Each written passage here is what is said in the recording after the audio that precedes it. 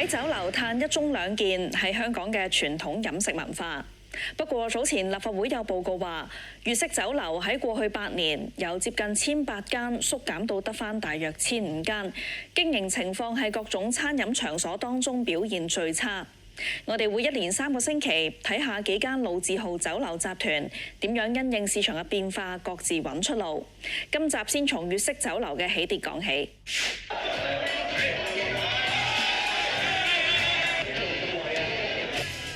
凌晨4點，位於上環嘅呢間老字號茶樓仍然燈火通明，座無虛席。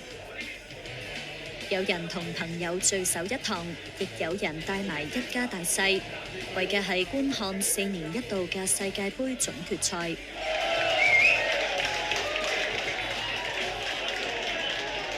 飲茶真係未試過，以前通常都係飲啤酒啦咁樣。咁啊去酒吧睇多咯，但係酒吧啲電視太細啊！咁啱先呢度咧有個大熒幕咧係幾正嘅。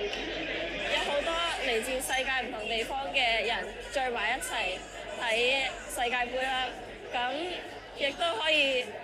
飲住香港特色嘅茶，亦都可以睇 international 嘅 World Cup， 我覺得好有意思。呢間喺1927年成立、將近100年歷史嘅老字號茶樓，經歷過搬遷同疫情期間2度結業嘅多番考驗。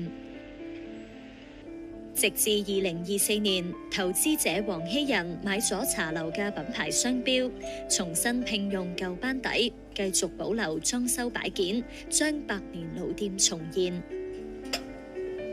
永遠都係有一個巨輪去篩選一啲唔同嘅經營者，上一手嘅經營者咧係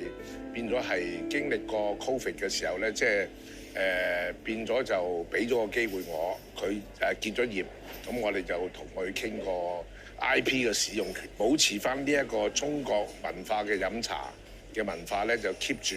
咁亦都係加入好多新嘅思維去迎合翻而家新世代。一方面繼續保留粵式茶樓食品同內部裝修嘅傳統特色，另一方面佢就以創新嘅營運模式，包括相繼引入24小時營業、舉辦廣東歌派對，以及近期世界盃轉播等嘅連串活動嚟吸引客流。因為原來好多人都唔夠膽去投資呢啲咁嘅時段啦，第一要 manpower 啦，第二要轉播費啦。我知道足球嘅力量喺邊一度，咁我覺得我哋亦都有相對營運咗24小時嘅經驗，點樣去安排啲人手。接手品牌短短2年，黃希仁相繼喺尖沙咀、旺角開設分店。呢日呢間位於機場1號客運大樓嘅新店亦開始試業。佢話粵菜對遊客有好大嘅吸引力，現時成個品牌有超過40%收入都係嚟自遊客，而喺機場開茶樓亦可以提供固定嘅客源。咁首先我留意咗呢個位置就吉咗5年㗎啦，已經。我哋啲客戶群咧係來自世界各地，都有不同嘅遊客，而我哋呢個 brand 喺呢個遊客裏邊咧已經係深入民心。機場咧係有7萬個員工。咁佢哋係輪更制嘅，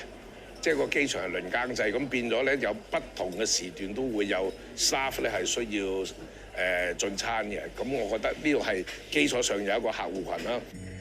有記錄指香港最早嘅茶樓喺19世紀已經出現，隨住上世紀80、90年代香港經濟起飛，股市、樓市興旺，迎嚟酒樓最輝煌時期。當時大型酒樓成行成市。